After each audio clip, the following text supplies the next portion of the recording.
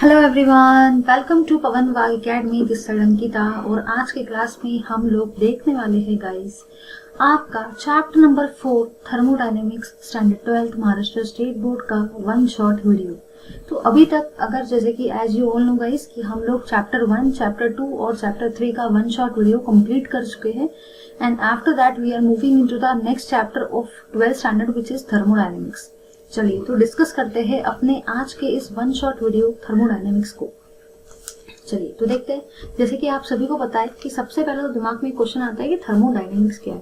तो आपको बस इतना ही याद रखना है कि थर्मोडायनेमिक्स मतलब जो भी अपने बॉडी के अंदर में हीट चेंजेस होते हैं उसको हम लोग थर्मोडायनेमिक्स बोलते हैं।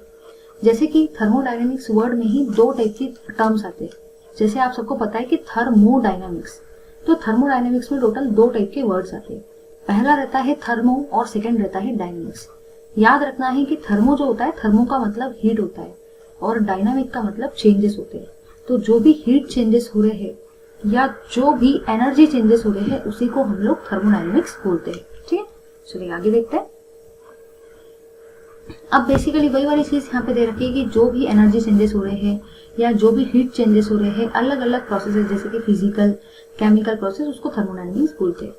अब अगर मैं बात करूं थर्मोडायनेमिक्स की, तो थर्मोडायनेमिक्स में दो मेजर टर्म्स होते हैं। सबसे पहला टर्म जो होता है वो होता है सिस्टम और जो सेकंड टर्म होता है वो होता है सराउंडिंग। दिमाग में एक क्वेश्चन आता है कि सिस्टम क्या है और सराउंडिंग क्या है। चलो तो डिस्कस करते हैं बेसिकली सिस्टम क्या होता है और सराउंडिंग क्या होता है। इसका डेफिनेशन शायद आगे वाले स्लाइड पे। ठीक है, चलिए तो देख लेते हैं। आपको बस इतना ही याद रखना है, a part of universe under thermodynamic investigation. मतलब एक ऐसा पार्ट यूनिवर्स का जिसकी आप थर्मोडायनेमिक स्टडी करने वाले हो, जिसका आप थर्मोडायनेमिक इन्वेस्टिगेशन करने वाले हो, उसको आप लोग सिस्टम बोलते हो। तो याद रखना है, एक यूनिवर्स का ऐसा पार्ट, एक ऐसा हिस्सा जिसकी आप थर्मोडायनेमिक स्टडी करने वाले हो, उसको बोला जाता है सिस्टम। और उस पार्ट को छोड़ के जो भी बाकी का पार्ट है वो रहेगा आपका सराउंडिंग।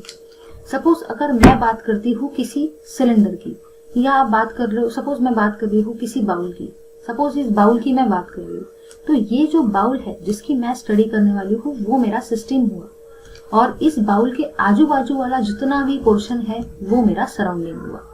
तो याद रखना, एक ऐसा पार्ट यूनिवर्स का जिसकी हम लोग थर्मोडायनेमिक स्टडी करते हैं, जिसका हम थर्मोडायनेमिक इन्वेस्टिगेशन करते हैं, वो आपका सिस्टम होता है। और जो भी बाकी का आसपास का पार्ट है, ऑल अदर पार्ट्स, उसको बोला जाता है सराउंडिंग। अब सिस्टम जो होता है वो टोटल 3 टाइप के होते हैं। पहला होता है आपका ओपन सिस्टम, सेकेंड होता है क्लोज सिस्टम और थर्ड होता है आइसोलेटेड सिस्टम। अब यहाँ पे डायग्राम है तो हम लोग इसको यहाँ पे भी डिस्कस कर लेते हैं। याद रखना, जो ओपन सिस्टम होता है वो एनर्जी को भी एक्सचेंज करता है और मैटर को भी एक्सचेंज करता है। ओपन, उसका नाम ही है ओपन, इसका मतलब वो सिस्टम भी कैसा है, ओपन है, खुला है। जैसे लोगों के नाम होते हैं वैसे उनके काम होते हैं। अब इसका नाम ही है ओपन सिस्टम, मतलब सिस्टम कैसा है, ओपन है। ओपन होने के वजह से ये मैटर को भी एक्सचेंज कर पाएगा और इसी के साथ साथ ये वॉल से एनर्जी को भी एक्सचेंज कर पाएगा। मतलब इसमें मैटर का और एनर्जी का दोनों का ही एक्सचेंज होने वाला है। बट अगर मैं वही बात करती हूँ क्लोज सिस्टम की, तो क्लोज सिस्टम का नाम ही है क्लोज। इसका मतलब ये जो सिस्टम है ये भी कैसा रहेगा, क्लोज रहेगा। तो आपको याद रखना है, इसका नाम ही क्लोज है, मतलब ये सिस्टम क्लोज रहेगा, मतलब बंद रहेगा। तो अब ये जो सिस्टम है ये मैटर को एक्सचेंज नहीं कर पाएगा, सिर्फ और सिर्फ ये एनर्जी को ही एक्सचेंज कर पाएगा। तो आपको याद रखना है कि जो क्लोज सिस्टम है वो मैटर को एक्सचेंज नहीं कर पाएगा। रीजन ये है क्योंकि अब आपने उसको क्लोज कर दिया, ऊपर से कोई ढक्कन उसके ऊपर रख के, मतलब वो मैटर एक्सचेंज नहीं कर पाएगा, वो सिर्फ और सिर्फ एनर्जी को ही एक्सचेंज कर पाएगा। थर्ड टाइप का आपका जो सिस्टम है वो है आइसोलेटेड सिस्टम।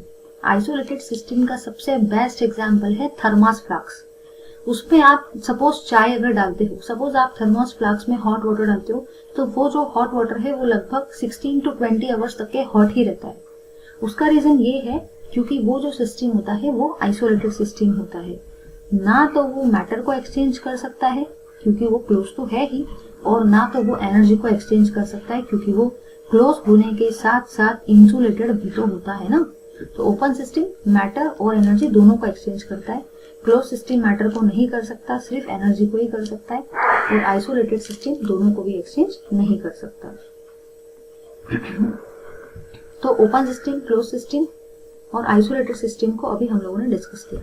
फिर नेक्स्ट हम लोग देख रहे हैं प्रॉपर्टीज ऑफ सिस्टम। सिस्टम की दो मेजर प्रॉपर्टीज होती है जिसकी हम लोग थर्मोडायनेमिक स्टडी करते हैं, उसको सिस्टम बोला जाता है, और उसकी दो प्रॉपर्टीज होती है। पहली प्रॉपर्टी का नाम है एक्सटेंसिव प्रॉपर्टी और सेकेंड प्रॉपर्टी का नाम है इंटेंसिव प्रॉपर्टी।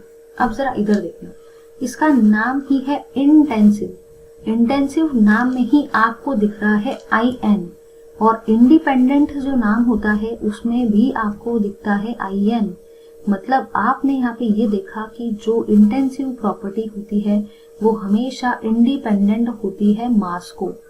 मतलब जैसे जैसे सिस्टम का मास चेंज होते जाता है वैसे वैसे ये प्रॉपर्टी चेंज नहीं होती। इसका मतलब ये हुआ कि ये इसका नाम ही है इंटेंसिव, मतलब ये प्रॉपर्टी जो है ये मास को, मैटर को इंडिपेंडेंट है ना। और अब आप मुझे एक बात बता दो भाई, इंटेंसिव का उल्टा होता है एक्सटेंसिव। इंटेंसिव इंडिपेंडेंट है तो एक्सटेंसिव जो रहेगा वो कैसा रहेगा, dependent on the amount of mass. On amount of mass भी बोल सकते हो और अमाउंट ऑफ मैटर भी बोल सकते हो। तो ऐसे आपको याद रखना, intensive property independent of mass, extensive property depend करती है मास पर। फिर यहाँ पे एग्जाम्पल दे रखे mass, volume, internal energy, heat capacity, number of moles, ये सारे के सारे एग्जाम्पल्स है आपके एक्सटेंसिव प्रॉपर्टी के। और इंटेंसिव प्रॉपर्टी का एग्जाम्पल है pressure, temperature, surface tension, viscosity, melting point, boiling point, specific. ये सारे एग्जाम्पल्स को आपको बहुत बढ़िया तरीके से याद कर लेना। उसके बाद में हम लोग देख रहे हैं फंक्शंस को। अब जो फंक्शंस होते हैं ना, फंक्शंस टोटल दो टाइप के होते हैं। पहला होता है आपका स्टेट फंक्शन और सेकंड होता है आपका पाथ फंक्शन। अब इसका नाम ही है स्टेट फंक्शन, जैसे नाम वैसा काम। तो name itself indicates here state, मतलब ये जो फंक्शन है ये किसके ऊपर डिपेंड करते हैं, ये जो फंक्शन है ये डिपेंड करते हैं स्टेट के ऊपर में। याद रखना, ऐसे फंक्शंस जो स्टेट के ऊपर में डिपेंड करते हैं उनको हम लोग बोलते हैं स्टेट फंक्शन। ऐसे फंक्शन जो स्टेट के ऊपर डिपेंड करते हैं उनको हम लोग कौन से फंक्शन बोलेंगे, उनको हम लोग बोलेंगे स्टेट फंक्शन। ठीक है, चलिए अब जरा यहाँ पे ध्यान देना। आप लोगों ने यहाँ पे ये देखा कि ये अब जो स्टेट होते हैं, स्टेट बेसिकली दो होते हैं। पहला होता है आपका इनिशियल स्टेट और सेकंड जो होता है ना वो होता है आपका फाइनल स्टेट। मतलब स्टेट के टोटल दो टाइप है, इनिशियल स्टेट और फाइनल स्टेट। इनिशियल स्टेट मतलब स्टार्टिंग पॉइंट। जैसे कि हम लोग कभी रेस में पार्टिसिपेट करते हैं तो एक होता है रेस का स्टार्टिंग पॉइंट जहाँ से आपकी मैराथन की रेस स्टार्ट होती है, और एक होता है आपका रेस का एंडिंग पॉइंट जहाँ पे आपकी रेस खत्म होती है। तो जो स्टार्टिंग पॉइंट है उसी को आप इनिशियल स्टेट या इनिशियल पॉइंट भी बोल सकते हो, और जो एंडिंग पॉइंट है उसको आप फाइनल स्टेट और फाइनल पॉइंट भी बोल सकते हो। तो ऐसे आपको याद रखना है। तो जब रेस स्टार्ट होती है तो पहला रहता है जहाँ से रेस स्टार्ट हुई है वो इनिशियल स्टेट, और जहाँ पे रेस खत्म हो रही है वो होता है आपका फाइनल स्टेट, है ना। मतलब स्टेट फंक्शन में जो भी आपका फंक्शन होता है किसी भी सिस्टम का वो स्टेट के ऊपर में डिपेंड करता है, और स्टेट दो होती है, initial state and final state. अब जो सेकंड टाइप का आपका फंक्शन है वो होता है पाथ फंक्शन। तो अभी हम लोग डिस्कस करते हैं पाथ फंक्शन को। उससे पहले स्टेट फंक्शन के एक बार एग्जाम्पल्स देख लेते हैं। तो आपको एक बात बहुत अच्छे से याद रखना है कि स्टेट फंक्शन के जो एग्जाम्पल है वो देखो क्या क्या होते हैं। आपका जो स्टेट फंक्शन है ना, स्टेट फंक्शन के देखो कौन से एग्जाम्पल्स होते हैं। आपको याद रखना है कि स्टेट फंक्शन के टोटल 5 एग्जाम्पल्स होते हैं जो बहुत मेजर है। वो है SEHVAG जिसका नाम होता है सहवाग। याद रखना, सहवाग जो होता है वो एग्जाम्पल होता है स्टेट फंक्शन का। S का मतलब होता है एंट्रोपी, ठीक है। E का मतलब होता है इंटरनल एनर्जी, H का मतलब होता है एंथैल्पी, V का मतलब होता है वॉल्यूम, A का मतलब होता है हेल्महोल्ट्ज फ्री एनर्जी, और G का मतलब होता है गिब्स फ्री एनर्जी।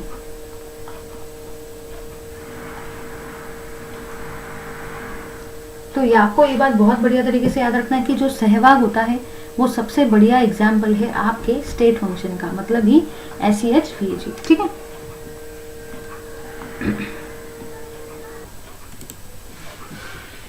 तो तो अब हम लोग देख रहे हैं पाथ फंक्शन को कि बेसिकली ये पाथ फंक्शन क्या होता है।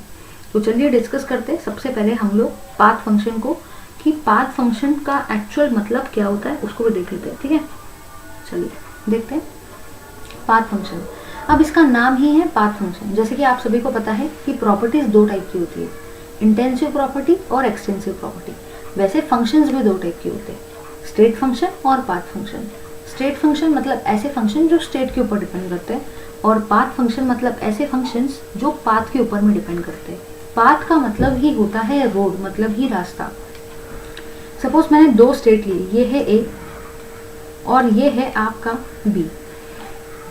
ए है इनिशियल स्टेट और जो बी है वो है फाइनल स्टेट। तो जो भी स्टेट फंक्शन रहेगा वो इनिशियल स्टेट और फाइनल स्टेट के ऊपर डिपेंड करेगा, और जो भी पाथ फंक्शन रहेगा वो आपके इस पाथ के ऊपर में डिपेंड करेगा। तो याद रखना, जो पाथ होता है मतलब ही जो रोड होता है उसके ऊपर में जो फंक्शन डिपेंड करते हैं वो रहता है पाथ फंक्शन। तो स्टेट फंक्शन स्टेट के ऊपर में डिपेंड करते हैं, initial state and final state, और जो पाथ फंक्शन होते हैं वो पाथ के ऊपर में डिपेंड करते हैं, मतलब ही वो रास्ते के ऊपर में डिपेंड करते हैं, रोड के ऊपर में डिपेंड करते हैं, उनको बोला जाता है पाथ फंक्शन। उसके बाद में होता है नेक्स्ट टॉपिक थर्मोडायनेमिक इक्विलिब्रियम, और जो थर्मोडायनेमिक इक्विलिब्रियम है वो आपका पूरा का पूरा डिलीट हो गया है, तो आपको थर्मोडायनेमिक इक्विलिब्रियम कुछ भी पढ़ने की जरूरत नहीं है।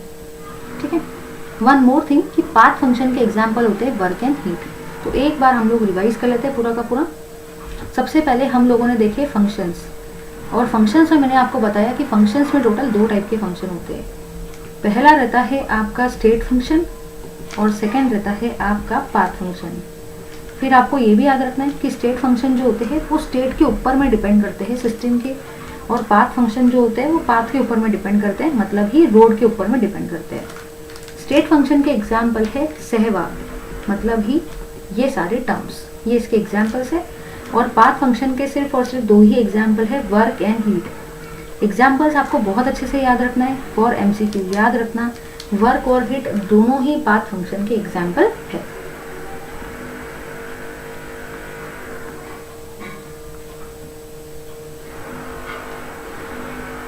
चलिए आगे डिस्कस करते हैं प्रोसेस को। अब प्रोसेसेस जो होती है ना वो बहुत सारे टाइप्स की होती है। फर्स्ट टाइप की जो प्रोसेस है उसका नाम है isothermal process, isobaric process, isochoric, adiabatic, reversible, बहुत सारे प्रोसेस है। उसमें से हम लोग देख रहे हैं फर्स्ट टाइप की प्रोसेस को जिसका नाम है आइसोथर्मल प्रोसेस। तो आपको बस इतना ही याद रखना है कि आइसो का मतलब सेम होता है और थर्मल का मतलब होता है टेम्परेचर, मतलब एक ऐसी प्रोसेस जिसमें टेम्परेचर सेम रहता है उसको हम लोग आइसोथर्मल प्रोसेस बोलते हैं। ठीक है, तो नाम ही है आइसोथर्मल, आइसो मतलब सेम और थर्मल मतलब टेम्परेचर। तो एक ऐसी प्रोसेस जिसमें टेम्परेचर सेम रहता है उसको आइसोथर्मल प्रोसेस बोलते हैं। अब जरा इधर देखना, टेम्परेचर कैसा है, सेम है, मतलब ही टेम्परेचर कैसा है, कांस्टेंट है। और अगर मैं सपोज डेरिवेटिव लेती हूँ, हमेशा अगर हम लोग डेरिवेटिव कांस्टेंट वाले टर्म का लेते हैं तो वो वैल्यू 0 आता है।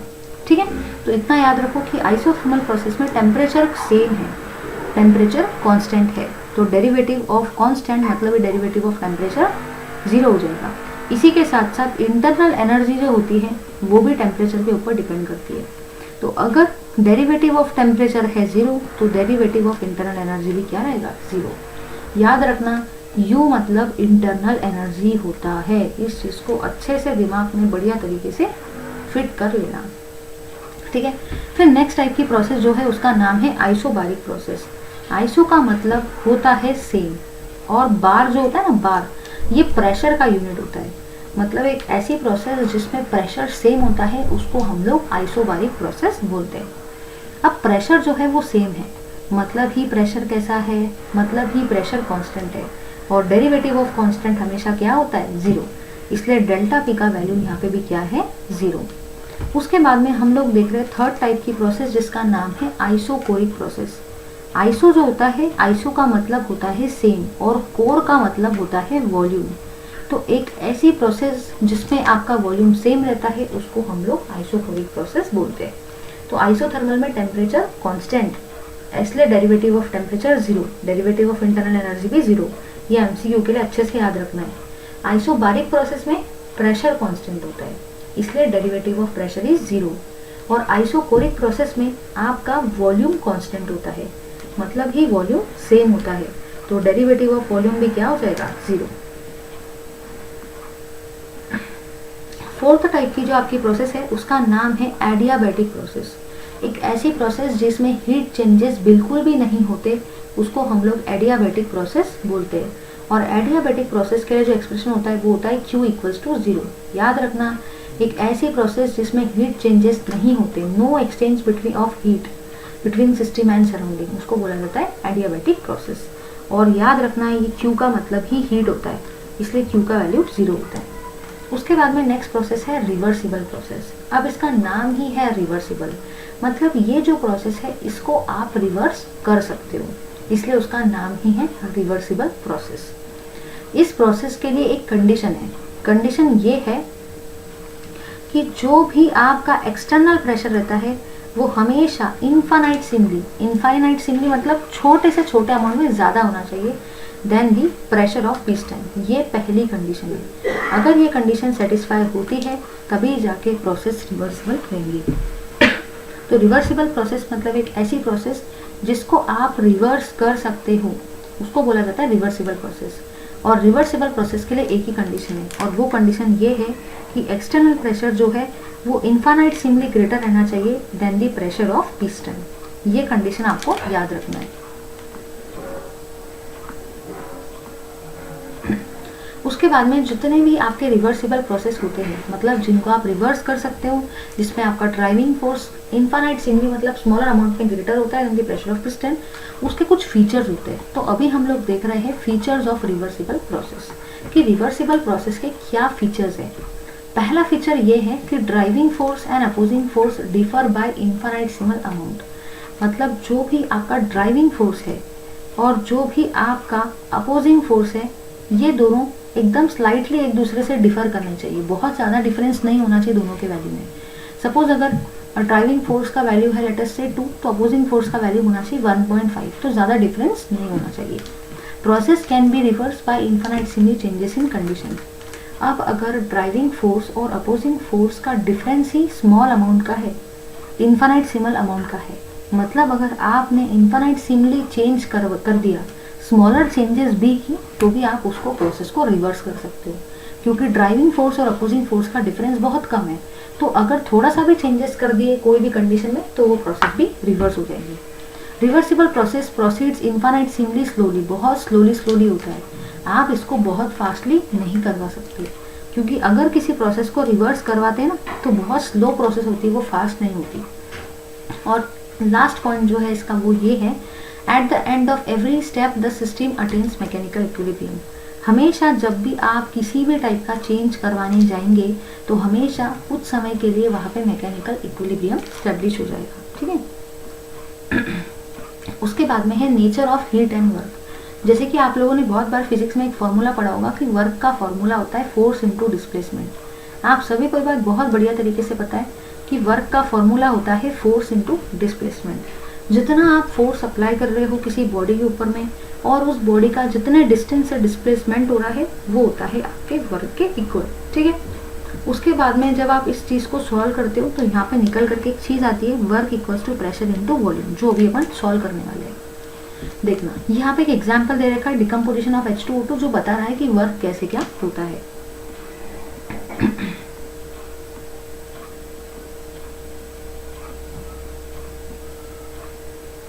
उसके बाद में यहाँ पे आपको दे रखा है साइन कन्वेंशन ऑफ वर्क और हीट। तो अभी हम लोग उसको डिस्कस कर लेते हैं कि साइन कन्वेंशन क्या होते हैं वर्क और हीट के। ज़रा ध्यान देना, ये बहुत काम की चीज़ है, इसके बिना आप एक भी न्यूमेरिकल वगैरह सॉल्व नहीं कर पाएंगे। साइन कन्वेंशन अगर नहीं आएंगे तो कुछ भी काम नहीं हो पाएगा। चलिए डिस्कस करते हैं। याद रखना, अगर work done by the system है, work done by the system मतलब अगर सिस्टम काम कर रहा है, जैसे हम लोग अपने घर का अगर काम करते हैं, सपोज मैंने घर के अंदर में बहुत सारा आज पूरा हाउस का क्लीनिंग किया, तो आज मैंने मेरे घर का काम किया, मतलब वर्क मैंने किया, मतलब ही वर्क सिस्टम ने किया। इसका मतलब सिस्टम का जो एनर्जी है वो कम होगा। अगर मैं अपने घर का काम करती हूँ तो जाहिर सी बात है मेरी एनर्जी कम होगी। तो work done by the system, तो वर्क कैसा रहेगा, नेगेटिव रहेगा। याद रखना ये चीज़ को कि वर्क जो रहता है वो नेगेटिव रहता है अगर work done by the system है। अगर हम अपने घर का काम करते हैं तो हमारी एनर्जी कम होती है, मतलब ये वर्क नेगेटिव। सेकेंड पॉइंट ये है कि अगर work done on the system है, मतलब अगर सिस्टम के ऊपर में कोई काम कर रहा है, work done on the system, तो ऐसे केस में जो वर्क का वैल्यू होता है वो पॉजिटिव होता है। थर्ड थिंग ये है कि अगर जो हीट है एब्जॉर्ब बाय द सिस्टम, अगर सिस्टम जो है वो हीट को एब्जॉर्ब कर रहा है, heat absorb by the system, अगर सिस्टम हीट को एब्जॉर्ब कर रहा है, सपोज बाहर से बहुत सारी हीट जो है अंदर का रूम, अंदर का सिस्टम एब्जॉर्ब कर रहा है, मतलब अंदर की हीट बढ़ जाएंगी, इसका मतलब हीट का वैल्यू भी कैसा रहेगा, प्लस। उसके बाद में जो लास्ट टर्म है वो ये है कि अगर हीट रिलीज होती है bye the system, heat release by the system, मतलब अगर अंदर से हीट बाहर जा रही है, बाहर जा रही है, अगर अंदर से हीट बाहर जाती है मतलब अंदर की हीट कम हो जाएगी, इसलिए Q का वैल्यू नेगेटिव रहेगा। तो ये कुछ टर्म्स है जो आपको याद रखने हैं। अगर work done by the system है, मतलब मैंने अपने घर का काम किया, तो वर्क नेगेटिव। अगर work done on the system है तो वर्क पॉजिटिव। अगर बाहर से हीट अंदर एब्जॉर्ब हो रही है तो अंदर की हीट बढ़ जाएगी, मतलब हीट पॉजिटिव। अगर heat release by the system है, अगर सिस्टम जो है वो हीट को बाहर रिलीज कर रहा है तो अंदर की जो हीट है वो कम हो जाएगी, इसलिए हीट का वैल्यू नेगेटिव रहेगा। ले लो इस पार्ट का स्क्रीनशॉट। वही वाली चीज यहाँ पे दे रखी है। उसके बाद में हम लोग डिस्कस करने वाले हैं expression for pressure volume work, कि प्रेशर वॉल्यूम वर्क कैसे क्या होता है। उसके लिए आपको एक सिलेंडर कंसिडर करना है, और याद रखना सिलेंडर कंसिडर करने से कुछ भी नहीं होगा। आपको जो सिलेंडर कंसिडर करना है उसकी कुछ कैरेक्टरिस्टिक्स है, उसमें फ्रिक्शनलेस, रिजिड, मूवेबल पिस्टन होना चाहिए। ये आपको बहुत अच्छे से याद रखना है कि जो भी अगर आप प्रेशर वॉल्यूम वर्क की बात करते हो या आप एक्सप्रेशन की बात करते हो प्रेशर वॉल्यूम वर्क के, तो जो भी सिलेंडर आप कंसिडर करेंगे वो फ्रिक्शन लेस होना चाहिए, रिजिड होना चाहिए और मूवेबल होना चाहिए। उसके बाद में जब आप इस एक्सप्रेशन को सॉल्व करते हो तो लास्ट में एक वर्क का एक्सप्रेशन आता है, और वो होता है work equals to minus P external into delta V. याद रखना ये एक्सप्रेशन बहुत इंपॉर्टेंट है, work equals to minus P external into delta V. Delta V के जगह पे ही आप V2 माइनस V1 भी रख सकते हो। ये वाला एक्सप्रेशन आपको न्यूमेरिकल में सॉल्व करना है, ठीक है। चलिए एक और चीज मैं आपको कंसिडर करवा देती हूँ यहाँ पे। अगर सपोज मैं बात कर रही हूँ कि पहले वॉल्यूम है V1 और फिर वॉल्यूम है V2, अगर पहली कंडीशन में वॉल्यूम जो है वो इंक्रीज हो रहा है, मतलब ही एक्सपांशन हो रहा है, तो याद रखना अगर वॉल्यूम इंक्रीज होता है मतलब ही अगर एक्सपांशन होता है, तो ऐसे केस में क्या होगा, ऐसे केस में वर्क का वैल्यू नेगेटिव रहेगा। ये चीज अच्छे से फिट कर लो कि अगर वॉल्यूम का एक्सपांशन होता है मतलब ही वॉल्यूम इंक्रीज होता है। एक्सपांशन का मतलब क्या होता है, एक्सपांड होना, मतलब ही इंक्रीज होना। एक्सपांशन, एक्सपांड होना, इंक्रीज होना। तो अगर वॉल्यूम इंक्रीज होगा तो वर्क कैसा रहेगा, नेगेटिव रहेगा। सेकेंड पॉइंट है आपका अगर वॉल्यूम डिक्रीज होता है। डिक्रीज का मतलब ही क्या होता है, कॉन्ट्रैक्शन, मतलब ही अगर कॉन्ट्रैक्शन होता है, ठीक है, इसी को हम कॉम्प्रेशन भी बोल सकते हैं। तो ऐसे केस में वॉल्यूम डिक्रीज हो रहा है तो वर्क का वैल्यू कैसा रहेगा, पॉजिटिव रहेगा। ये दो कंडीशन भी आपको अच्छे से याद रखनी है। तो अगर वॉल्यूम इंक्रीज होता है मतलब एक्सपांशन प्रोसेस है तो वर्क नेगेटिव, और अगर वॉल्यूम डिक्रीज होता है मतलब कॉम्प्रेशन प्रोसेस है तो वर्क तो पॉजिटिव। उसके बाद में जो नेक्स्ट टर्म है वो है आपका फ्री एक्सपांशन। चलिए देखते हैं कि बेसिकली फ्री एक्सपांशन आपको क्या कहता है। फ्री एक्सपांशन का मतलब ही है फ्री, सारे बंधनों से, सारे रिलेशन से मुक्त होकर, फ्री होकर अब बस एक्सपांशन जो होगा ना वो रहेगा फ्री एक्सपांशन। फ्री एक्सपांशन में आपको बस एक ही चीज याद रखनी है कि जो एक्सटर्नल प्रेशर होता है वो जीरो होता है, और वर्क का मतलब होता है minus P external into delta we. अब पी एक्सटर्नल जीरो है मतलब वर्क भी कैसा रहता है, जीरो रहता है। तो आपको बहुत अच्छे से याद रखना है कि जो भी आपका फ्री एक्सपांशन में उसमें पी एक्सटर्नल का वैल्यू भी जीरो रहता है, और उसी के साथ साथ उसमें वर्क भी जीरो रहता है, क्योंकि नाम ही है फ्री एक्सपांशन। कैसे भी एक्सपांड कर सकते हो, क्योंकि एक्सटर्नल जो प्रेशर है मम्मी पापा का, भाई बहन का, वो रिमूव हो जाता है, कुछ भी एक्सटर्नल प्रेशर नहीं रहता। और अगर एक्सटर्नल प्रेशर का वैल्यू है 0 तो वर्क का वैल्यू भी कैसा रहेगा, 0। और एक्सपांशन का नाम भी कैसे होगा, फ्री एक्सपांशन। याद रखना, ये पेपर में बहुत बार आया है फॉर MCQ कि फ्री एक्सपांशन में पी एक्सटर्नल का वैल्यू 0 होता है, वर्क का वैल्यू भी 0 होता है। उसके बाद में आपको जो एक रिलेशन यहाँ पे याद रखना है वो देखो क्या है। वो रिलेशन ये है कि 1 dm³ बार मतलब 100 जूल होता है। ये रिलेशन को आप बहुत अच्छे तरीके से दिमाग में फिट कर लो, अदरवाइज न्यूमेरिकल में प्रॉब्लम जाएंगी। कि 1 dm³, बाकी एक्सप्रेशन नहीं किया तो भी चल जाएगा, लेकिन ये याद कर लो कि 1 dm³ बार मतलब 100 जूल होता है। चलो अब हम लोग देखते हैं 3 moles of an ideal gas. 3 moles मतलब यहाँ पे आपको n का वैल्यू 3 दिया है। Of an ideal gas are expanded isothermally. Isothermally मतलब टेम्परेचर कांस्टेंट है। जो वॉल्यूम पहले दिया जाता है वो V1 होता है और जो वॉल्यूम बाद में दिया जाता है वो V2 होता है। और कांस्टेंट एक्सटर्नल प्रेशर मतलब ये P एक्सटर्नल का वैल्यू है और वो आपको बोल रहा है वर्क निकालो। तो कुछ भी नहीं करना है, वर्क का फॉर्मूला यूज करो, -P external into V2 minus V1। आप V2 माइनस V1 के जगह पे डेल्टा V भी लिख सकते हो। तो ये एक्सप्रेशन का यूज करो। P एक्सटर्नल का वैल्यू दिया हुआ है, V2 का वैल्यू दिया है, V1 का वैल्यू दिया है और आपको सॉल्व करना है। ठीक है, क्या करेंगे, कुछ भी नहीं करना है, बस दिमाग में इतनी चीज फिट कर लो। एक्सटर्नल प्रेशर कांस्टेंट है, इसका मतलब आप एक्सप्रेशन जो यूज करेंगे वो रहेगा -P external into V2 minus V1। Last में ये वाला जो वैल्यू है ये dm³ बार में आएगा और अगर dm³ बार को जूल में कन्वर्ट करना है तो उसको 100 से मल्टीप्लाई कर देंगे तो आपको आंसर जूल में मिल जाएगा। ठीक, चलिए उसके बाद में ये वाला न्यूमेरिकल बिल्कुल एज इट इज सेम है, ये भी वैसा ही करना है, कुछ भी चेंजेस नहीं, सेम वैसे ही।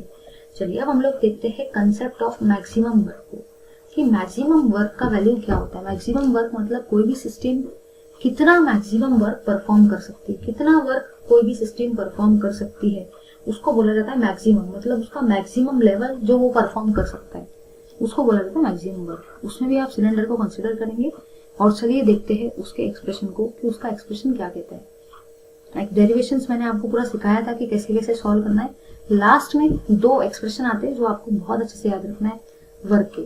ठीक है, तो ये होता है आपके वर्क का एक्सप्रेशन। तो इसमें 2 टाइप के एक्सप्रेशन आते हैं आपको, तो वो अभी हम लोग देख लेते हैं। मैं आपको बता देती हूँ। तो वर्क के 2 टाइप के एक्सप्रेशन आते हैं।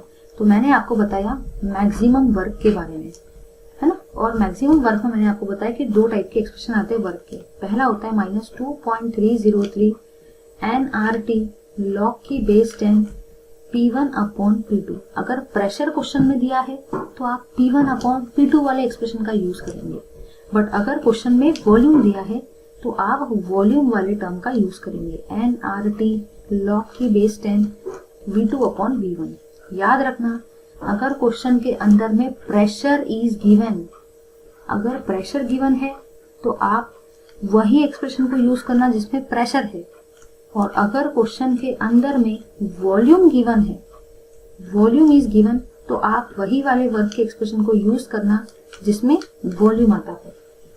दूसरी बात, आप सभी को पता है कि बॉयल्स लॉ एक चीज कहता है और बॉयल्स लॉ ये कहता है कि P1/P2 इक्वल्स टू V2/V1 होता है ना। इसका मतलब P1/P2 के जगह पे आप V2/V1 भी लिख सकते हो। तो अगर क्वेश्चन में प्रेशर गिवन है तो आप फर्स्ट वाले टर्म का यूज करेंगे, उसमें P1/P2 है। और अगर क्वेश्चन में वॉल्यूम गिवन है तो आप सेकेंड वाले टर्म का यूज करेंगे जिसमें V2/V1 है। ठीक है, चलो आगे बढ़ते हैं।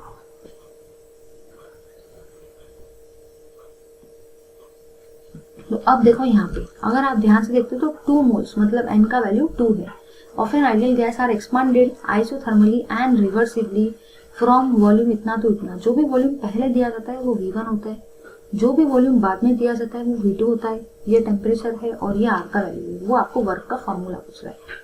अब काम की बात ये है कि वर्क के तो आपके पास 2 वैल्यू है आइसोथर्मल और रिवर्सिबल प्रोसेस में। पहला है वॉल्यूम वाला एक्सप्रेशन और सेकेंड एक्सप्रेशन है प्रेशर वाला।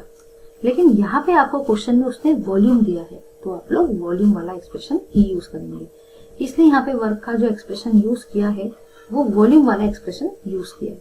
कुछ नहीं करना है, वैल्यूज को सब्स्टिट्यूट करना है और वर्क का आंसर निकालना है। ठीक है, चलो नेक्स्ट वाली थिंग भी आपको बिल्कुल वैसे ही करना है। एक प्रेशर दिया है, दूसरा प्रेशर निकालना है।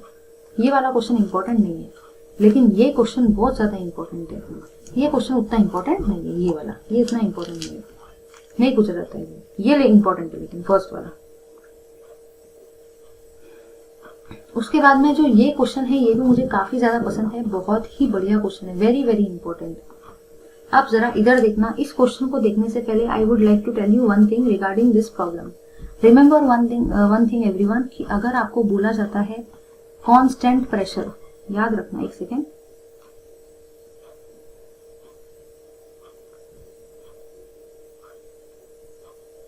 अगर आपको बोला जाता है calculate work at constant pressure, मतलब अगर आपको क्वेश्चन में ये चीज बताई है कि प्रेशर जो है वो कांस्टेंट है, तो याद रखना ऐसे केस में आप प्रेशर जो है वो कांस्टेंट है, मतलब कांस्टेंट एक्सटर्नल प्रेशर अगर बोला जाए तो समझ जाना कि आप जो वर्क का एक्सप्रेशन यूज करेंगे वो रहेगा minus P external into delta P, मतलब ही minus P external into V2 minus V1।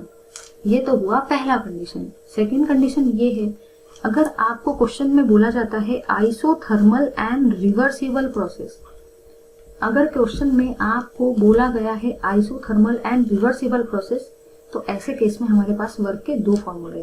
पहला है -2.303 nRT log की बेस 10 V2 अपॉन V1, और इसी के साथ साथ एक और एक्सप्रेशन है work equals to -2.303 nRT log की बेस 10 P1 अपॉन P2।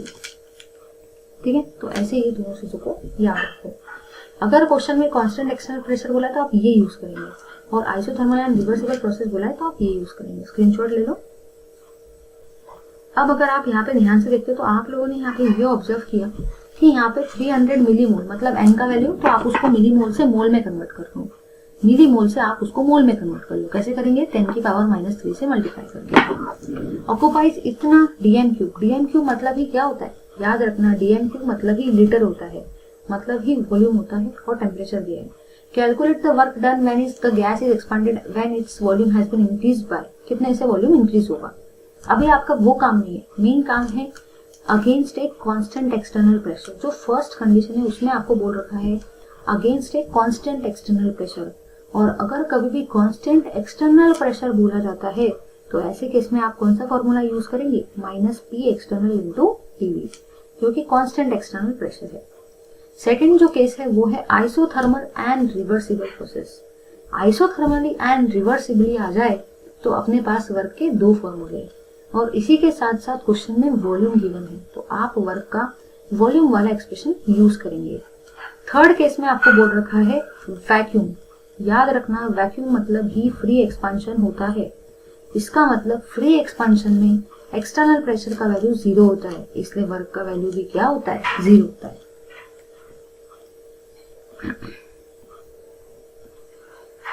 उसके बाद में नेक्स्ट टर्म है इंटरनल एनर्जी।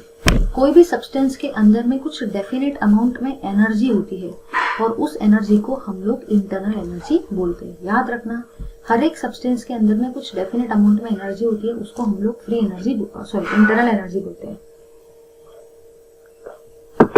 मतलब जो भी एनर्जी हमारे बॉडी में सेव रहती है, स्टोर्ड के फॉर्म में रहती है। इंटरनल एनर्जी एक एक्सटेंसिव प्रॉपर्टी है। इसी के साथ साथ डेल्टा यू का एक्सप्रेशन होता है U2 माइनस U1।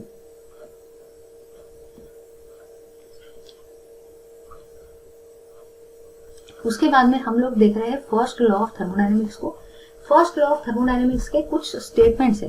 पहला स्टेटमेंट है energy of universe remains constant, मतलब जो एनर्जी है यूनिवर्स की वो हमेशा कांस्टेंट रहती है, वो कभी भी चेंज नहीं होती।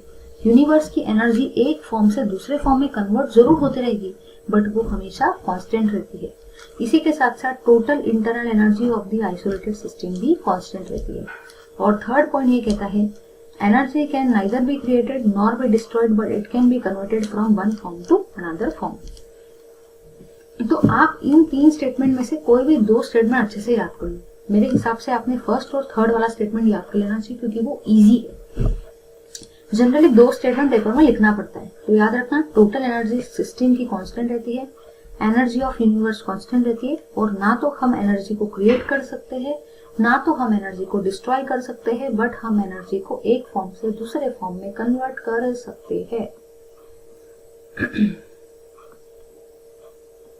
उसके बाद में फर्स्ट लॉ ऑफ थर्मोडायनेमिक्स का एक एक्सप्रेशन है जो आपको याद रखना है, delta U equals to Q plus W. जो डेल्टा यू होता है वो होता है change in internal energy, Q मतलब होता है हीट और डब्ल्यू मतलब होता है वर्क। उसके बाद में एक एक्सप्रेशन देख रखा है, मतलब फर्स्ट लॉ ऑफ थर्मोडायनेमिक्स के एक्सप्रेशन है अलग अलग प्रोसेस में।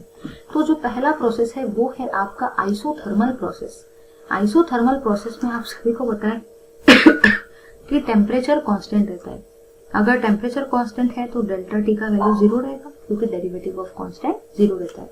अब टी जो है इंटरनल एनर्जी जो होता है वो टेम्परेचर के ऊपर डिपेंड करता है। तो अगर डेल्टा टी का वैल्यू है 0 तो डेल्टा यू का वैल्यू भी कैसा रहेगा, 0। तो आपको कुछ भी नहीं करना है, बस फर्स्ट लॉ ऑफ थर्मोडायनेमिक्स का एक्सप्रेशन लिखना है आपको। बस फर्स्ट लॉ ऑफ थर्मोडायनेमिक्स का एक्सप्रेशन लिखो और आपका काम हो जाएगा।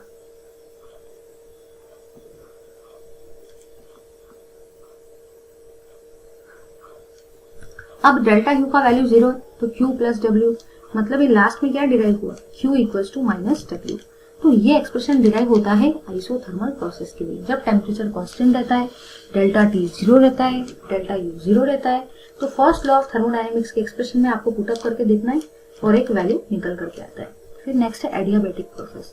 एडियाबैटिक प्रोसेस में हीट चेंजेस बिल्कुल भी नहीं होते हैं, no heat changes takes place, मतलब क्यू का वैल्यू मतलब हीट का वैल्यू 0 होता है। तो अगर हीट का वैल्यू 0 हो गया तो आपको कुछ भी नहीं करना है, जस्ट एक्सप्रेशन को लिख के देखना है और कुछ नहीं। एक्सप्रेशन को लिख के देखो, अगर क्यू का वैल्यू 0 हो जाए तो एक्सप्रेशन में एक चीज आ रही है कि delta U equals to W. ठीक है, तो ऐसे आपको याद रखना है। आगे देखते हैं।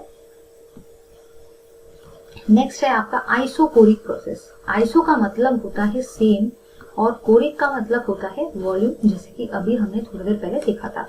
तो अगर वॉल्यूम का वैल्यू है कांस्टेंट, मतलब कि अगर वॉल्यूम का वैल्यू सेम है तो डेरिवेटिव ऑफ कांस्टेंट 0 होता है, मतलब डेरिवेटिव ऑफ वॉल्यूम भी क्या होगा, 0, है ना।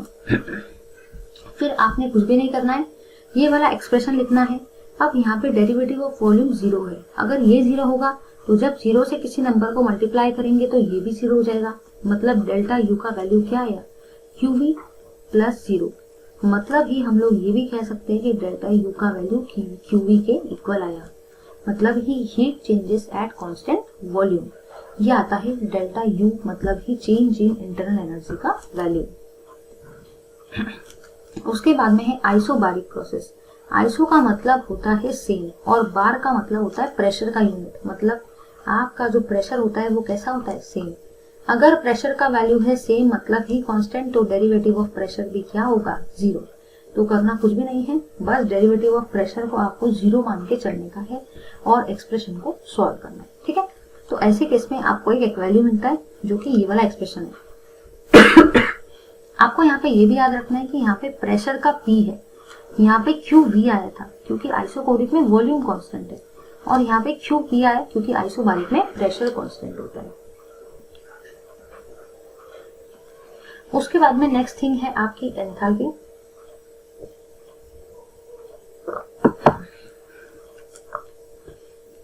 एंथैल्पी को हम लोग H से रिप्रेजेंट करते हैं। As per first law of thermodynamics enthalpy का ये वाला एक्सप्रेशन होता है H equals to U plus PV। ठीक है, और लास्ट में आपका जो एंथैल्पी चेंज का एक्सप्रेशन आता है वो ये वाला आता है H इक्वल्स टू QP, मतलब ही एंथैल्पी चेंज का मतलब ही होता है हीट, लेकिन एट कांस्टेंट प्रेशर पे। याद रखना एंथैल्पी चेंज मतलब ही हीट होता है, लेकिन ये होता है एट कांस्टेंट प्रेशर। ठीक है, उसके बाद में हम लोग देखने वाले हैं डेल्टा H मतलब ही enthalpy change and delta U मतलब ही इंटरनल एनर्जी चेंज के बीच का रिलेशन। तो डेल्टा H और डेल्टा U के बीच में एक रिलेशन होता है और वो रिलेशन होता है ये वाला। ये आपको बहुत अच्छे से याद रखना है कि delta H equals to delta U plus delta Ng into RT होता है। डेल्टा H मतलब एंथैल्पी चेंज, डेल्टा U मतलब internal energy change, delta Ng मतलब change in number of moles और R का मतलब गैस कांस्टेंट, T का मतलब टेम्परेचर। उसके बाद में यहाँ पे आपको डेल्टा H का वैल्यू जो है वो क्वेश्चन में गिवन है और वो आपको पूछ रहा है डेल्टा U का वैल्यू बताओ। तो बस आपको कुछ भी नहीं करना है, डेल्टा H का वैल्यू क्वेश्चन में दिया हुआ है और डेल्टा U का वैल्यू आपको निकालना है। तो क्या करेंगे, ये वाले एक्सप्रेशन को यूज कर लो, ज्यादा टेंशन तो लेना ही नहीं है, ये वाले एक्सप्रेशन को यूज कर लो। Delta H equal to delta U plus delta Ng into RT। T given है, R गिवन है, N आप कैलकुलेट कर लोगे, H गिवन है तो आप U को आराम से निकाल सकते हो। फिर नेक्स्ट है ये वाला क्वेश्चन। ये क्वेश्चन में उसने देखो क्या बोला है, in a particular reaction 2 kilo joule of heat is release by the system. अब ये है हीट का वैल्यू, हीट का वैल्यू तो दिया हुआ है, लेकिन आपको याद रखना है हीट जो है वो रिलीज हो रही है, मतलब आप इस 2 को -2 लेंगे, समझ गए ना, क्योंकि जब हीट रिलीज होती है तो सिस्टम की हीट अंदर की कम होती है, इसलिए इस 2 को आप -2 बोलेंगे। And 6 kilo joule of work is done on the system. तो ये जो है 6 किलो जूल ये आपका वर्क है, मतलब ही ये आपका W है। और अगर सिस्टम के ऊपर में वर्क किया जाता है ऑन द सिस्टम तो आप इस 6 को +6 कंसिडर करेंगे, समझ गए ना। और उसके बाद में बस आपको फर्स्ट लॉ ऑफ थर्मोडायनेमिक्स लगाना है और क्वेश्चन को सॉल्व करके वैल्यू निकालना है U का। डेल्टा U से आप डेल्टा H को भी निकाल सकते हो, ठीक है।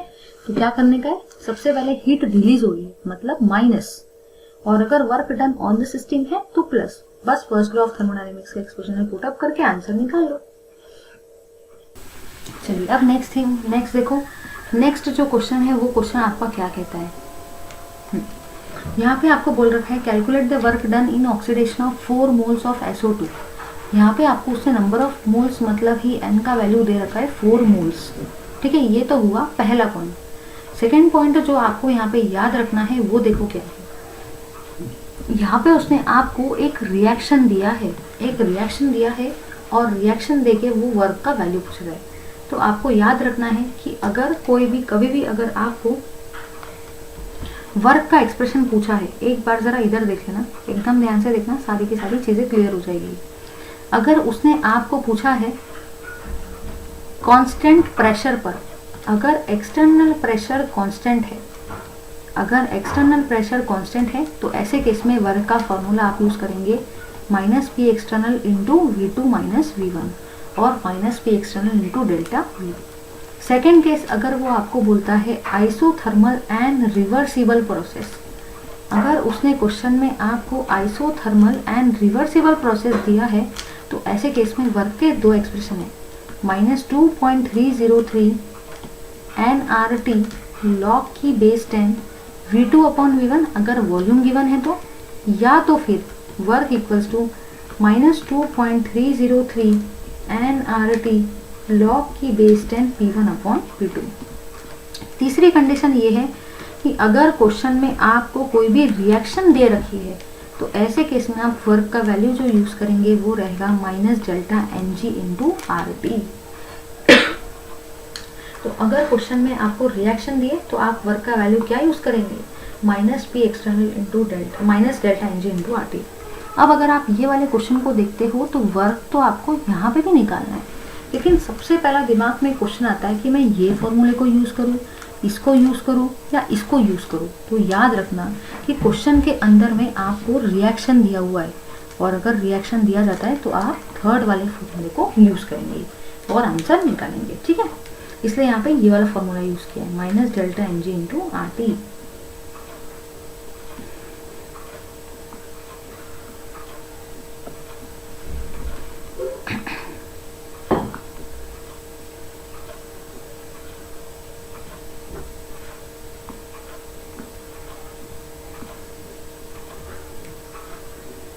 अब हम लोग यूज कर रहे हैं एंथैल्पीज ऑफ फिजिकल ट्रांसफॉर्मेशन।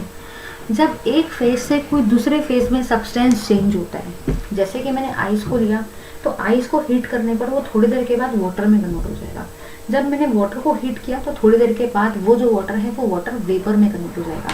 मतलब हो क्या रहा है, मतलब आपकी जो एंथैल्पी है फिजिकल ट्रांसफॉर्मेशन की वो चेंज हो रही है। एंथैल्पी का मतलब ही हीट चेंज हो रही है। तो अभी हम लोग देख रहे हैं एंथैल्पी ऑफ फेज ट्रांजिशन। मतलब एक ऐसी एंथैल्पी चेंज जब होती है जब एक फेज जो है सब्सटेंस का वो कन्वर्ट होता है अनदर फेज में। एक फेज का कन्वर्शन अगर दूसरे फेज में होता है तो ऐसे केस में जो भी एंथैल्पी आपकी चेंज होती है उसको हम लोग एंथैल्पी ऑफ फेज ट्रांजिशन बोलते हैं। उसके बाद में नेक्स्ट है आपका एंथैल्पी ऑफ फ्यूजन, जो कि फर्स्ट टाइप है एंथैल्पी ऑफ फेज ट्रांजिशन का। इसका नाम ही है फ्यूजन। फ्यूजन का मतलब बेसिकली क्या होता है कि जब सॉलिड जो है वो लिक्विड में कन्वर्ट होता है तो उस प्रोसेस को हम लोग फ्यूजन बोलते हैं। तो when 1 mole of solid is converted into liquid, जब सॉलिड का कन्वर्शन लिक्विड में होता है एट कांस्टेंट टेम्परेचर, टेम्परेचर भी रहता है constant, at constant pressure, pressure भी रहता है कांस्टेंट। तो याद रखना एंथैल्पी ऑफ फ्यूजन का मतलब क्या होता है। फ्यूजन का मतलब ही होता है एक ऐसी प्रोसेस जिसमें सॉलिड जो होता है वो लिक्विड में कन्वर्ट होता है। तो जब 1 मोल सॉलिड कन्वर्ट होगा 1 मोल लिक्विड में eight constant temperature, at constant pressure, तो उसको आप एंथैल्पी ऑफ फ्यूजन बोलेंगे। यहाँ पे देखो ये सॉलिड है मतलब आइस है और ये कन्वर्ट हो रहा है लिक्विड में मतलब ही वाटर में। नेक्स्ट है एंथैल्पी ऑफ वेपराइजेशन। वेपराइजेशन का मतलब ये होता है कि जब लिक्विड जो है वो कन्वर्ट होता है वेपर में मतलब ही वाटर वेपर में, तो उस प्रोसेस को हम लोग वेपराइजेशन बोलते हैं। जब लिक्विड वेपर में कन्वर्ट होता है तो उस प्रोसेस को वेपराइजेशन बोलते हैं। ये भी प्रोसेस होती है eight constant temperature and at constant pressure. ठीक है, यहाँ पे अगर आप ध्यान से देखते हो तो लिक्विड का कन्वर्शन गैस में मतलब ही वेपर में हो रहा है। तो फ्यूजन में solid to liquid at constant temperature and pressure और वेपराइजेशन में liquid to vapour at constant temperature and pressure. फिर नेक्स्ट होता है सब्लिमेशन। सब्लिमेशन का मतलब ही होता है ऐसी प्रोसेस जिसमें सॉलिड का कन्वर्शन डायरेक्टली गैस में होता है। एक ऐसी प्रोसेस जिसमें सॉलिड जो है वो डायरेक्टली गैस में कन्वर्ट हो जाता है, उस प्रोसेस को हम लोग सब्लिमेशन बोलते हैं। तो अगर आप ध्यान से देखते हो तो यहाँ पे सॉलिड है और यहाँ पे गैस है। वो भी प्रोसेस होती है एट कांस्टेंट टेम्परेचर। हमेशा याद रखना कि जितने भी एंथैल्पी चेंजेस हम लोग स्टडी कर रहे हैं वो हमेशा कांस्टेंट टेम्परेचर और कांस्टेंट प्रेशर पे ही लिया जाता है। सेकेंड थिंग ये भी है कि जब सॉलिड जो है पहले तो वो लिक्विड में कन्वर्ट होगा, फिर लिक्विड जो है वो गैस में कन्वर्ट होगा मतलब सॉलिड टू लिक्विड वाले प्रोसेस को फ्यूजन बोलते हैं। लिक्विड टू गैस मतलब ही वेपर वाले प्रोसेस को वेपराइजेशन बोलते हैं और सॉलिड से गैस वाले प्रोसेस को सब्लिमेशन बोलते हैं। तो आप ये भी कह सकते हो कि जो सब्लिमेशन होता है मतलब ही जो एंथैल्पी ऑफ सब्लिमेशन होता है वो होता है enthalpy of fusion plus enthalpy of vaporisation, क्योंकि सब्लिमेशन के अंदर में 2 टाइप के प्रोसेसेस इन्वॉल्व है, फ्यूजन और वेपराइजेशन। इसलिए enthalpy of sublimation is equal to enthalpy of fusion plus enthalpy of vaporisation. Next होता है एंथैल्पी ऑफ आयोनाइजेशन। अब इसका नाम ही है आयोनाइजेशन, मतलब इस प्रोसेस के अंदर में क्या हो रहा है कि जो भी गैशियस एटम है वो कन्वर्ट हो रहे हैं आयंस में। देखो ये गैशियस एटम है और अब ये कन्वर्ट हो गया आयन में क्योंकि इसके ऊपर चार्ज आ गया है। और जब भी कोई एटम के ऊपर में चार्ज आता है तो वो एटम आयन में कन्वर्ट हो जाता है। तो नाम ही है आयोनाइजेशन, मतलब जो भी एंथैल्पी चेंज होगा eight constant temperature and at constant pressure जिसमें एटम्स का कन्वर्शन आयंस में हो जाएगा उसको हम बोलेंगे एंथैल्पी ऑफ आयोनाइजेशन। ठीक है, उसके बाद में नेक्स्ट है इलेक्ट्रॉन गेन एंथैल्पी। इसका नाम ही है इलेक्ट्रॉन गेन एंथैल्पी, मतलब इस प्रोसेस के अंदर में इलेक्ट्रॉन्स क्या हो रहे हैं, इलेक्ट्रॉन्स गेन हो रहे हैं, मतलब ही इलेक्ट्रॉन्स का गेनिंग हो रहा है। अगर आप ध्यान से देखते हो तो ये जो गैशियस एटम है ये इलेक्ट्रॉन का गेन कर रहा है ना। इसका मतलब यहाँ पे एक गैशियस अनायन बन रहा है। तो इलेक्ट्रॉन गेन एंथैल्पी में नाम ही है गेन, मतलब ही इलेक्ट्रॉन का गेन होगा। ठीक है, नेक्स्ट है आपका एंथैल्पी ऑफ एटोमाइजेशन। एटोमाइजेशन का मतलब होता है जब कोई गैशियस मॉलिक्यूल्स जो है वो एटम में अगर कन्वर्ट होते हैं तो उस प्रोसेस को हम लोग एंथैल्पी ऑफ एटोमाइजेशन बोलते हैं।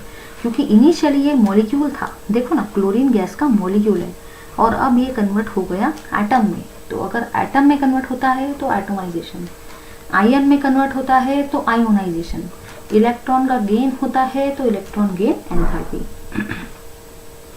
नेक्स्ट है आपका एंथैल्पी ऑफ सॉल्यूशन। तो सॉल्यूशन का मतलब देखो क्या होता है, सॉल्यूशन हमेशा 2 चीज़ों से बनता है। जब भी आप सॉल्यूट के अंदर में सॉल्वेंट को डालते हो मतलब ही वाटर को डालते हो तो उससे आपका सॉल्यूशन फॉर्म होता है। अब इसका नाम ही है सॉल्यूशन, एंथैल्पी ऑफ सॉल्यूशन, मतलब इसके अंदर में सॉल्यूशन फॉर्म हो रहा है। और सॉल्यूशन कैसे फॉर्म होगा, जब आप सॉल्यूट को लेंगे और सॉल्यूट के अंदर में एक्वस मतलब ही वाटर मतलब ही सॉल्वेंट को ऐड करेंगे, तो ऐसे केस में NaCl का एक्वस सॉल्यूशन फॉर्म होगा। आई होप सभी को समझ गया है। NaCl सॉल्यूट है, उसमें सॉल्वेंट और वाटर को डालते हो तो NaCl का एक्वस सॉल्यूशन फॉर्म होता है। नेक्स्ट है आपका एंथैल्पी ऑफ हाइड्रेशन। याद रखना कि जो भी एंथैल्पी ऑफ सॉल्यूशन होता है वो हमेशा दो चीज़ों का सम होता है। जैसे कि एंथैल्पी ऑफ सब्लिमेशन दो चीज़ों का सम है, enthalpy of fusion and enthalpy of vaporisation. In the same fashion जो भी आपका एंथैल्पी ऑफ सॉल्यूशन है वो भी दो चीज़ों का सम है, enthalpy of hydration and lattice enthalpy.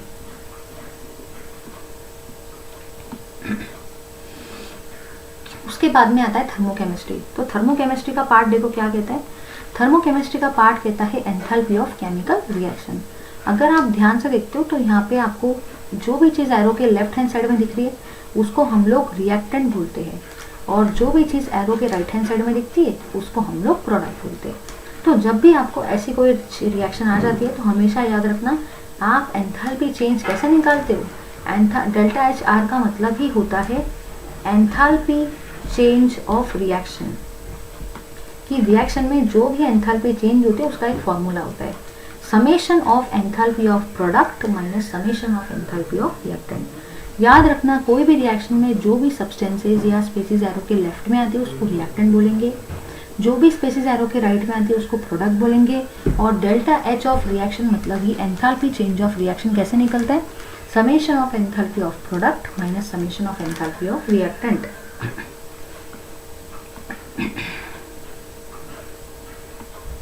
फिर नेक्स्ट है thermodynamic standard state. Standard state का मतलब कंडीशंस भी कैसे रहेंगी, याद रखना अगर स्टेट है स्टैंडर्ड मतलब कंडीशंस भी रहती है स्टैंडर्ड। तो स्टैंडर्ड कंडीशंस क्या क्या है कि प्रेशर 1 बार, टेम्परेचर 298 केल्विन और कंसंट्रेशन 1 मोलर। नेक्स्ट है एंथैल्पी ऑफ फॉर्मेशन। तो अभी हम लोग देख रहे हैं स्टैंडर्ड एंथैल्पी ऑफ फॉर्मेशन। याद रखना स्टैंडर्ड अगर कोई भी चीज है मतलब कंडीशन कैसी है, स्टैंडर्ड है, और स्टैंडर्ड को हम लोग हमेशा ऊपर में नॉट से रिप्रेजेंट करते हैं। तो अगर आपको सिर्फ एंथैल्पी चेंज दिया है तो उसको आप एंथैल्पी चेंज बोलेंगे, बट अगर एंथैल्पी चेंज के ऊपर में नॉट दे दिया जाए तो समझ जाना ये स्टैंडर्ड एंथैल्पी चेंज होता है।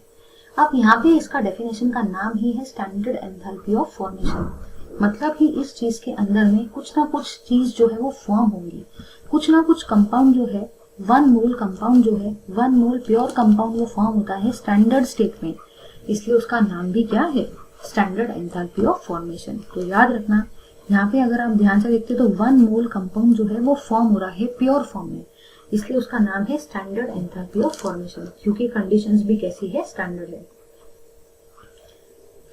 नेक्स्ट है आपका स्टैंडर्ड एंथैल्पी ऑफ रिएक्शन।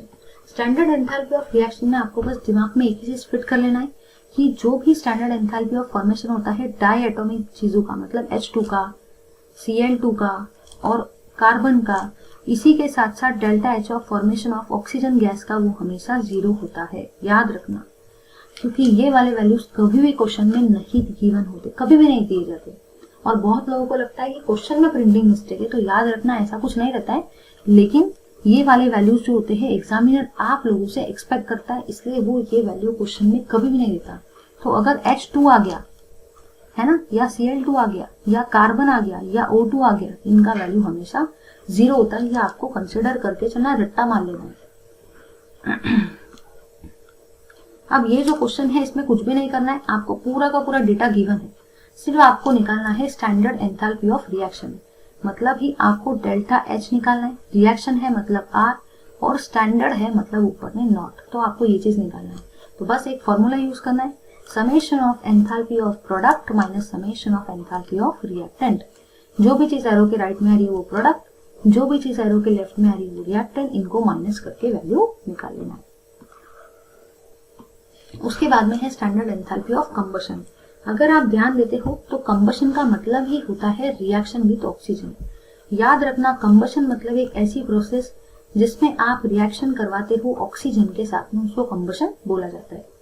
ठीक है, तो अब ये वाली प्रोसेस में देखो ऑक्सीजन के साथ में आप रिएक्शन करवा रहे हो, है ना, और जब भी आप हाइड्रोकार्बन की रिएक्शन, याद रखना हाइड्रोकार्बन मतलब अल्केन्स, अल्कीन्स, अल्काइंस, जिसमें सिर्फ और सिर्फ कार्बन और हाइड्रोजन ही होता है। उसकी रिएक्शन जब भी आप ऑक्सीजन के साथ कराते हो हमेशा दो चीजें बनती है, CO2 प्लस H2O। और जब भी हाइड्रोकार्बन की रिएक्शन ऑक्सीजन के साथ करवाया जाता है, मतलब ही जब भी हाइड्रोकार्बन का बर्निंग करवाया जाता है ऑक्सीजन गैस के साथ में, तो उस प्रोसेस को हम लोग कंबशन बोलते हैं। तो कंबशन मतलब ही रिएक्शन विद ऑक्सीडेशन, ऑक्सीजन। तो यहाँ पे भी आपको वही करना है, ये वाली चीज दे रखी है, जो भी चीज एरो के देखो, ये है रिएक्टेंट, इसकी रिएक्शन ऑक्सीजन के साथ करवा रहे हो तो CO2 प्लस H2O बन रहा है, ये आपका हाइड्रोकार्बन है। ये हाइड्रोकार्बन इसलिए क्योंकि इसमें सिर्फ और सिर्फ कार्बन और हाइड्रोजन ही है, इसलिए हम लोग इसको हाइड्रोकार्बन बोल रहे हैं। ठीक है, ठीक है, इसीलिए हम लोग इसको हाइड्रोकार्बन बोल रहे हैं। ठीक है, और हाइड्रोकार्बन की रिएक्शन अगर ऑक्सीजन के साथ में कराएंगे तो उस प्रोसेस को कंबशन बोला जाएगा। इसलिए यहाँ पे CO2 प्लस वाटर बन रहा है। तो सबसे पहले आपको रिएक्शन को बैलेंस करना है, जैसे मैंने आपको रेगुलर लेक्चर्स में सिखाए थे, और फिर आपको डेल्टा H ऑफ रिएक्शन निकालना है। तो वही फॉर्मूला है, summation of H of product minus summation of H of reactant.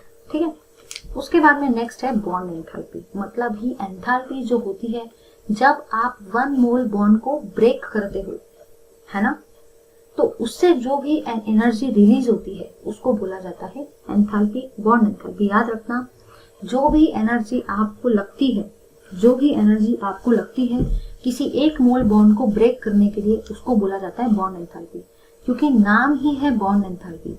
मतलब एक मोल गैसियस मॉलिक्यूल के अंदर में या एक मोल बॉन्ड को ब्रेक करने के लिए, याद रखना, एक मोल बॉन्ड को जब आप ब्रेक करते हो तो जितनी भी एनर्जी लगती है उसको हम लोग बॉन्ड एंथैल्पी बोलते हैं।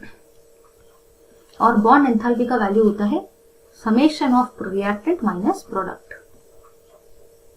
याद रखना, ये बॉन्ड एंथैल्पी का वैल्यू जो होता है ये अपोजिट होता है। जैसे कि आप सभी को याद है कि अगर आपको एंथैल्पी चेंज ऑफ रिएक्शन निकालना है तो उसका फॉर्मूला होता है enthalpy of product minus enthalpy of reactant. ये फॉर्मूला होता है डेल्टा H ऑफ रिएक्टेंट का। बट अगर आपको निकालना है बॉन्ड एंथैल्पी, तो बॉन्ड एंथैल्पी का जो वैल्यू रहता है वो ऊपर वाले फॉर्मूले का अपोजिट रहता है, उसमें आता है रिएक्टेंट माइनस प्रोडक्ट। तो ये दो चीज दिमाग में आप फिट कर लो कि अगर एंथैल्पी ऑफ रिएक्टेंट बोला है, रिएक्शन बोला है तो प्रोडक्ट माइनस रिएक्शन, और बॉन्ड एंथैल्पी बोला है तो रिएक्टेंट माइनस प्रोडक्ट। अब अगर आप दिमाग में क्वेश्चन आता है कि हमको कैसे पता चलेगा कि बॉन्ड एंथैल्पी निकालना है या क्या निकालना है, तो आपको याद रखना है, अगर आपको क्वेश्चन के अंदर में ऐसे बॉन्ड दिए गए हैं, ऐसे बॉन्ड दिए गए, तो समझ जाना कि जो एंथैल्पी आपको निकालना है वो बॉन्ड एंथैल्पी है। और बॉन्ड एंथैल्पी का फॉर्मूला क्या होता है, रिएक्टेंट माइनस प्रोडक्ट। तो ऐसे आप उसको याद रखना। ठीक है, तो ऐसे आपको याद रखना है। तो कभी भी अगर आपको क्वेश्चन में बॉन्ड एंथैल्पी पूछा है या स्टैंडर्ड एंथैल्पी पूछा है, वो आपको कैसे याद रखना है, तो बस दिमाग में एक चीज फिट कर लो कि अगर क्वेश्चन के अंदर में बॉन्ड दिए गए हैं, ऐसे बॉन्ड, तो बॉन्ड एंथैल्पी निकालना है। और फॉर्मूला क्या रहता है, रिएक्टेंट माइनस प्रोडक्ट। अब जरा इधर देखो, नेक्स्ट क्वेश्चन में भी आपको क्वेश्चन के अंदर में ऐसे बॉन्ड दे रखे, ये भी आपको बॉन्ड दिया है, और बॉन्ड दिया है मतलब ही आपको क्या निकालना है, मतलब ही आपको निकालना है बॉन्ड एंथैल्पी। और बॉन्ड एंथैल्पी का वैल्यू फॉर्मूला क्या होता है, रिएक्टेंट माइनस प्रोडक्ट। तो जो भी चीज एरो के लेफ्ट में आती है उसको रिएक्टेंट बोलते हैं, जो भी चीज एरो के राइट में आती है उसको हम लोग प्रोडक्ट बोलते हैं। ठीक है, बॉन्ड दिया है मतलब बॉन्ड एंथैल्पी, मतलब ही रिएक्टेंट माइनस प्रोडक्ट। फिर उसके बाद में होता है आपका Hess's law of constant heat summation. देख लेते हैं हम लोग। हेसेस लॉ ये कहता है कि जो भी ओवरऑल एंथैल्पी चेंज होता है वो इक्वल टू होता है सम ऑफ एंथैल्पी चेंजेस। सपोज मैं दो प्रोसेस कंसिडर करती हूँ, ए से बी और बी से सी। यहाँ पे हो रहा है एंथैल्पी चेंज 1, यहाँ पे हो रहा है एंथैल्पी चेंज 2। तो आप इसको देखो कैसे लिखेंगे, टोटल एंथैल्पी जो होगा ए से लेके सी तक जाने के लिए, ए से लेके सी तक जाने के लिए जो भी टोटल एंथैल्पी होंगी उसका वैल्यू होगा H1 प्लस H2।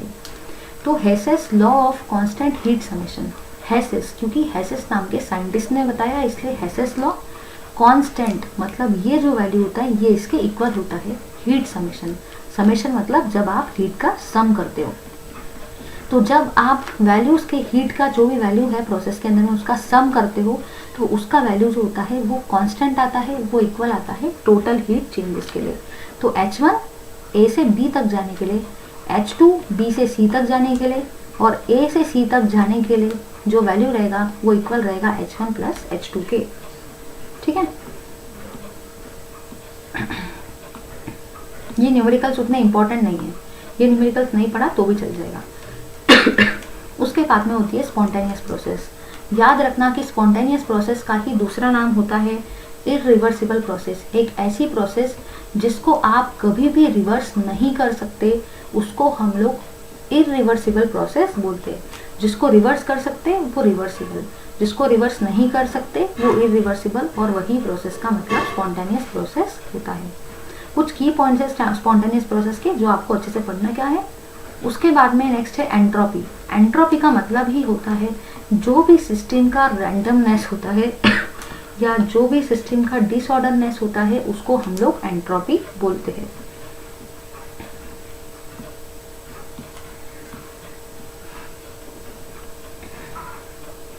उसके बाद में एंट्रोपी का एक एक्सप्रेशन होता है delta S equals to Q reversible upon T. ये एंथैल्पी चेंज का एक एक्सप्रेशन होता है।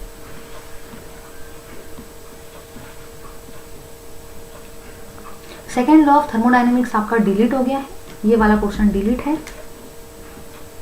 ये पूरा का पूरा पोर्शन डिलीट है। गिब्स फ्री एनर्जी वाला पोर्शन भी पूरा का पूरा डिलीट है। गिब्स एनर्जी एंड स्पॉन्टेनिटी भी डिलीट है। Spontaneity delta H and delta S भी डिलीट है। टेम्परेचर ऑफ इक्विलिब्रियम भी डिलीट है। गिब्स फंक्शन एंड इक्विलिब्रियम भी डिलीट है। ये वाले दोनों क्वेश्चन भी डिलीट है। ये दोनों क्वेश्चन भी डिलीट है। ये क्वेश्चन भी डिलीट है। और यहाँ पे आपका ये होता है खत्म। ठीक है, so thank you very much for watching this video. Keep watching my video. Please do like, share, comment and subscribe to our channel. Thank you very much.